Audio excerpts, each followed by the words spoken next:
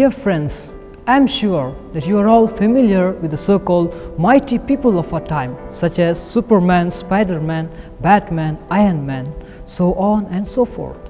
These persons are the result of human imaginations. They are brought forth in order to rescue the people by rendering justice. Whatever it may be, these are not real persons, they are just a result of human imagination. But we are all fortunate to have such mighty God as a superhero about whom Prophet Isaiah had foretold, "For unto us a child is born, and his name will be called Mighty God." Isaiah chapter 9 verse 6. Hebrew word for mighty God is El Gibor, which means a strong man, a leader, a superhero. If then, who then is this mighty God? Whom did Isaiah intend when he wrote it? If you look back to Isaiah's time, people who had been in exile and even after returning back to Israel had lost their land. The city of Jerusalem and temple were in ruins, merely a state of hopelessness and disgrace. And at this time, Isaiah prophesies in glowing terms of another child of David as the mighty God. At these words, people might have thought that Isaiah was crazy and was just dreaming. What Isaiah was trying to say was the one whom he prophesied was going to take more than a human figure or leader. In other words, it is going to take God Himself coming with the power of God in order to deliver His people. The mighty God is another title given to Messiah by prophet Isaiah. The man Christ is the mighty God because He had done and still does works that no other could do. Jesus being God and man, His power is infinite.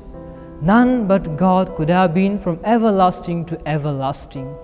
For Jesus Christ is the same yesterday, today and forever.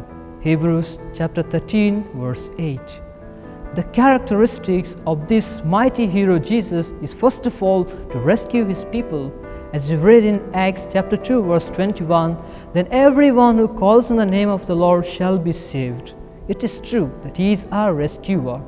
Secondly, He is the one who renders justice. Luke 19:22, "I will judge you by your own words." Let us then remember the words of Jesus, "Not everyone who says, 'Lord, Lord,' will enter the kingdom of heaven. On that day many will say, 'Lord, did we not prophesy in your name and cast out demons in your name and do many more deeds in your name?' Then I will declare to you, I never knew you. Go away from me, you evildoers." Matthew chapter 7 verse 21 to 23. Therefore, it is not important what we do for the Lord. Jesus is not interested in what we do for Him. Since Jesus is already mighty God, whatever works we do does not add any greatness to His might. Rather, what is important and necessary is what He does through us. What He does in and through us makes us mighty before God. But what about us? Are we busy in doing something for the Lord? Or do we allow the mighty hero Jesus, the El Gibor, to work in and through us? During this Christmas, let us allow the mighty God Jesus, the superhero of all time, to work in and through us, that He may bless us and all our family members.